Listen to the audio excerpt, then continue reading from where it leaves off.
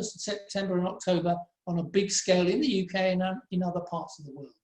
And we also see a massive increase in the number of people forced to claim universal credit and unemployment benefit, job seekers allowance, as a result of the collapse of the economy and their jobs and the closure of the lockdowns. Only half workers are working now.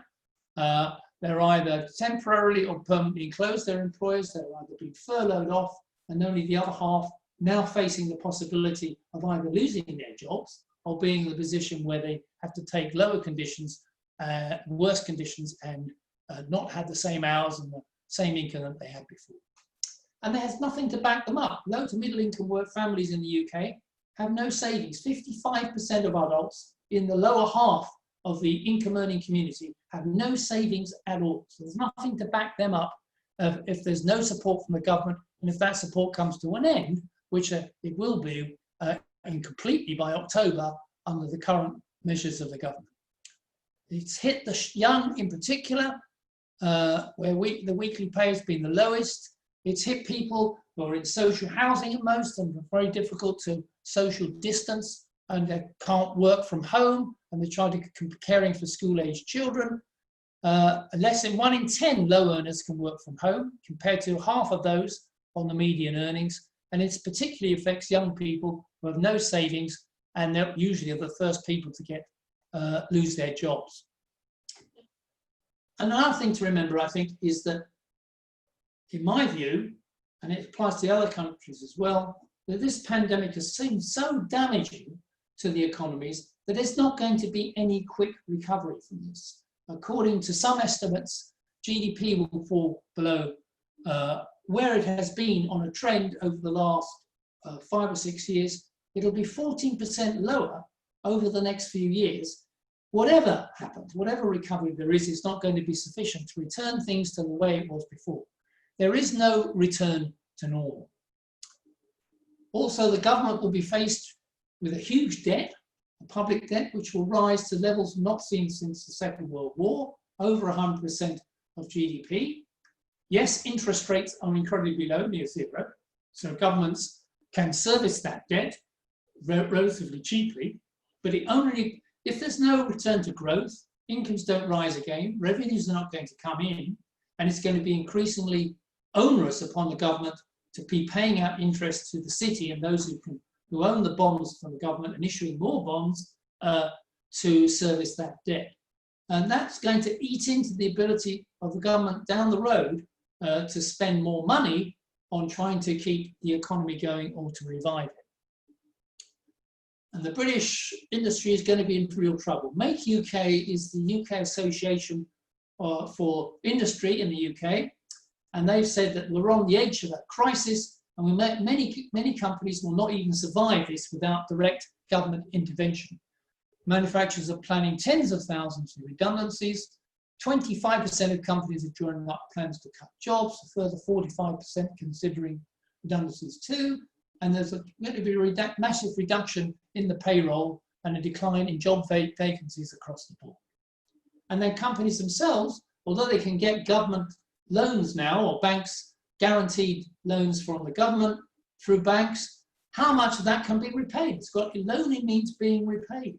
And at some point it's got to be repaid. But a lot of companies will never be able to come back to full production, or they may disappear anyway, leading to a huge default, which could take place over the next year or so. For example, in Europe, European banks have now made provisions of 60 billion euros because they expect defaults from small and medium-sized businesses over the next year as we go through into 2021. So this pandemic, recovery, the lockdowns may be more or less over, and we're gradually struggling out of the lockdowns. Some people are going back to work, and we're moving in supposedly towards a recovery, but there's still way, way more problems down the road. Many employees without work, lower incomes, and many businesses going to the wall. And that's going to be, I just wanted to emphasize, getting near to the end, is that although this pandemic was forewarned, as I argued before, it also meant that the world economy was in no position to deal with it. It was already close to a slump at the end of 2019. This is a measure of global corporate profits in the major economies of the world. You can see, so as we go towards the right-hand side of this graph on the dotted line, the profits were coming to a halt in the major economies. They were no growing anymore. When profits come to a stop, capitalists stop investing, they stop employing people, and you enter a slump. We're already on the edge of a new recession after 10 years since the end of the last one in the middle of 2009. You can see that in the middle of the graph, that drop in profits into negative territory, and we were beginning to enter the similar picture just before this pandemic came. And the debt levels in the major economies and the companies were huge, not just public debt, but this is private debt, this is the corporate debt, was reaching record levels, which meant a lot of companies were finding it very difficult to service their debt, so they were teetering on the edge as well of collapse. Profits down, debt up, debt servicing up, the problem was looking bad. My view, we were heading into we were been in a long depression in the last 10 years or so. You can see this is where the growth rate used to be, the dotted line before 2000, but you can see once we had the Great Recession in 2008-9, that the growth rate trend was way, way lower, the lowest level it's been for some time. And that meant that already economies were slowing down, they were in a depressed state, productivity wasn't good. Yes, people had jobs just about in some countries after 7 or 8 years, full employment, but at low wages, precarious conditions, not in a position where they could be guaranteed and sustained future ahead. And the growth of the economies was so weak that investment in new products, in training staff, all that was disappearing, particularly in the UK, but in many other countries as well. I look at the world like this. If you want to see it, it's we've been in a depression and now it looks as though we're going to have another leg of it.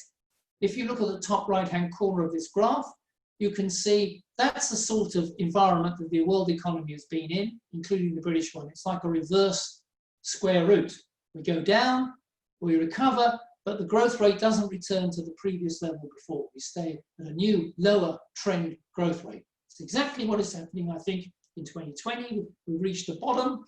Most economies are beginning to come back up in the third quarter and the fourth quarter of this year, but it's going to be a very poor and slow recovery. The economy is scarred, it's damaged, a bit like what has happened to people, those people who have been seriously ill from the disease. It's scarred the human body, and it's also scarred the economy, the capitalist economy. It's not in a position to make a fast and quick and solid recovery.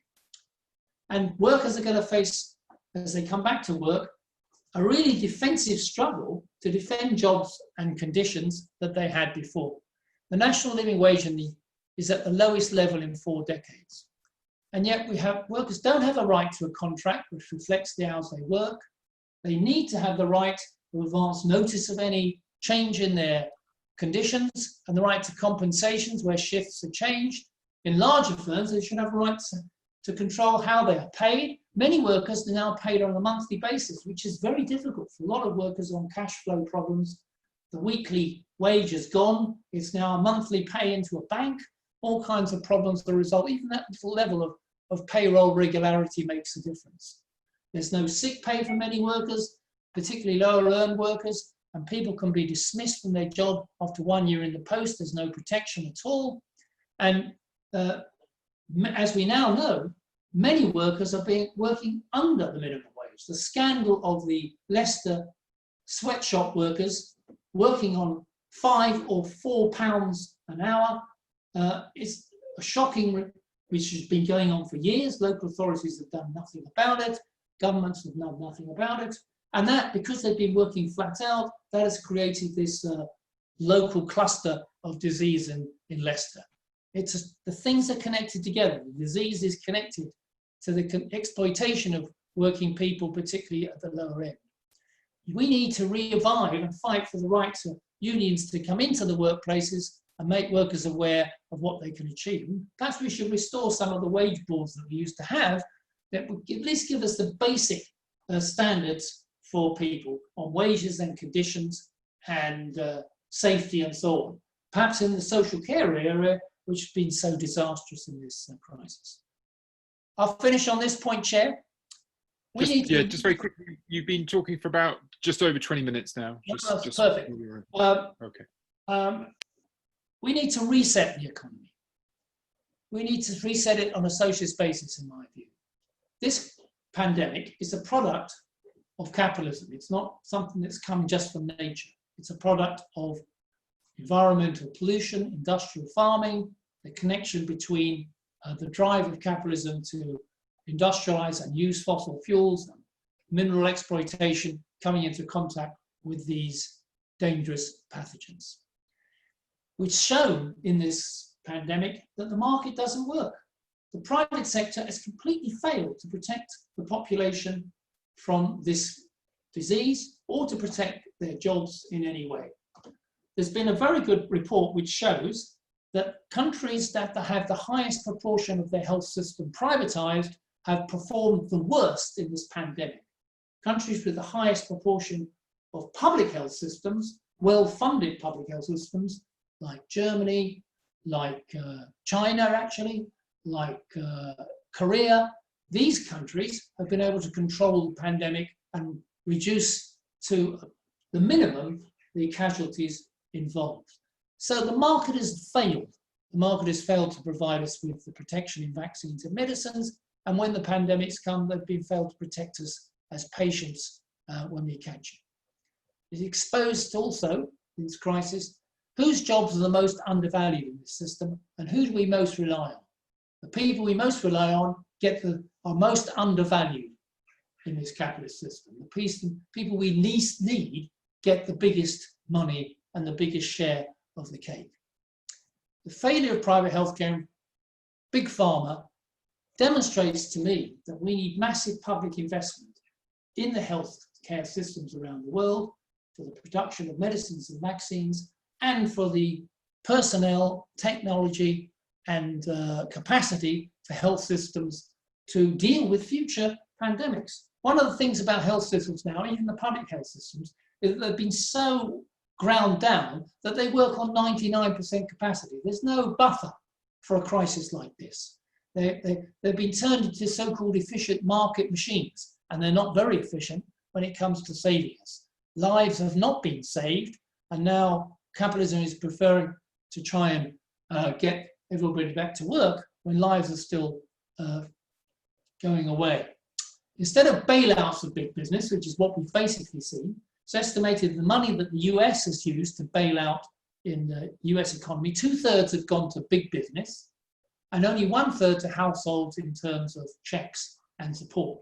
And the US Congress yesterday, this has ended the $600 a month